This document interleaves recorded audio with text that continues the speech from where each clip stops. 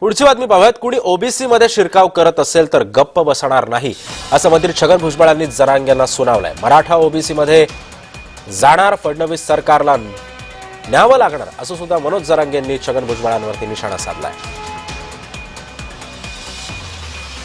संविधानानं दिलेले अधिकार आहेत. उपोषण करा, भाषण करा, पण नियमात राहून करा. कोणती घुरखोडी करू नका. मराठा समाजाला आरक्षण देता आलं ते दिलं, आणखी काय पाहिजे, असा सवाल सुद्धा भुजबळ यांनी जरांगेला विचारला. मराठा समाजाला आरक्षण द्यायचं होतं, दिलं. तिकडचे काही लोक जे आहेत तेलंगणाच्या त्या भागातून जे आहेत, ज्यांच्याकडे पूर्वीचे काही सर्टिफिकेट होते कुणबीचे, ते दिले. आता आणखीन काय पाहिजे.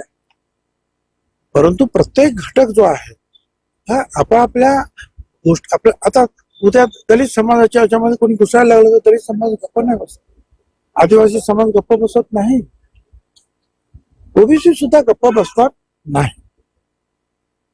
त्याला डोकं आहे का नाही, कशाला मंत्री केले त्याला अजितदादांनी काही कळतच नाही.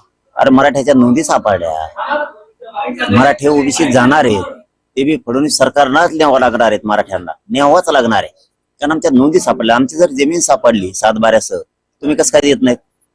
त्यामुळे त्याच्या भोकण्याने काहीच होत नाही. छगन भुजबळ म्हणजे संपलेला माणूस आहे. मग संपलेला असताना काय करायचं, राजकीय स्वार्थ कसा साधायचा, तर मग तो मराठ्यात आणि ओबीसीत माणूस ठेवायचा नाही, वाद लावायचं, हे त्याचं काम आहे. तू भोकायचं काम करू नको.